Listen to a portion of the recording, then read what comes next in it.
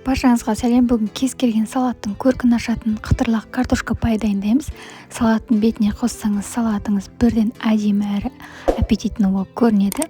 Видеоны қарамастан каналыма тіркеліп алуды ұмытпаңыз. Ендеше бастайық. Ең алдымен тазарған картошкамызды өзіңізге керекті мөлшерде алып, осындай үккіштен майда бөлігінен осылай ұзынша етіп өткізіп аламыз. Енді картоптың крахмалын кетіру үшін мұздай суға осылай 3-4 рет жуып аламыз.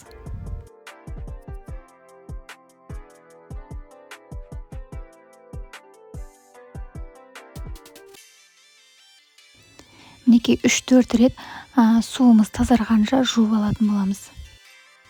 Енді картоптарымызды кептіретін боламыз. Ол үшін осындай майлыққа үстіне қағаз майлықтарымызды қойып, жаңа картоптарымызды үстіне жайғастырып, үстінен тағы да қағаз майлықтарымызды қойып, жақсылап кептіріп аламыз.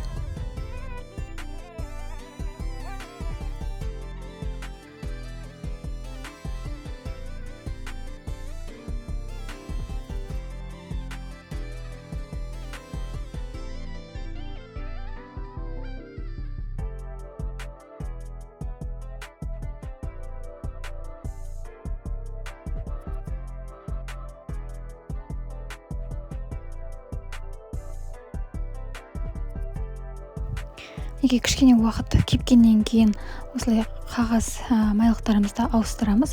Ол үшін үстіндегі картоптарымызды алып, басқа ыдысқа салып, астындағы қағаз майлықтардың барлығын ауыстырып шығатын боламыз.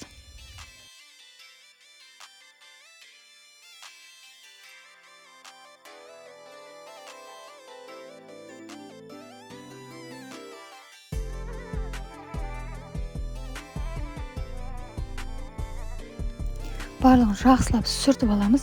Өйткені майға қыздырған кезде бір-біріне жабысып қалмау үшін толық кебу керек.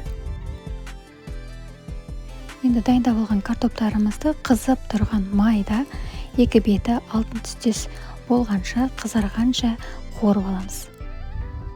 Мінекей осындай болып пісіп шықты.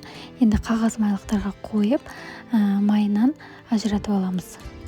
Қалған картопель пайларымыздың барлығын осылай бір-бірлеп пісіріп шығамыз.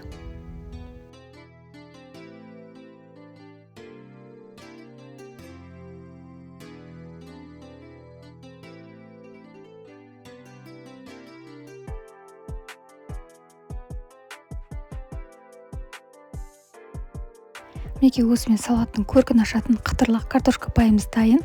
Сізде міндетті түрде жасап, салаттарыңыздың бетіне қойып, әдемі етіп, қонақтарыңызға ұсынсаңыз болады. Рецепт ұнаса, каналыма тіркелуді ұмытпаңыздар. Ас болсын.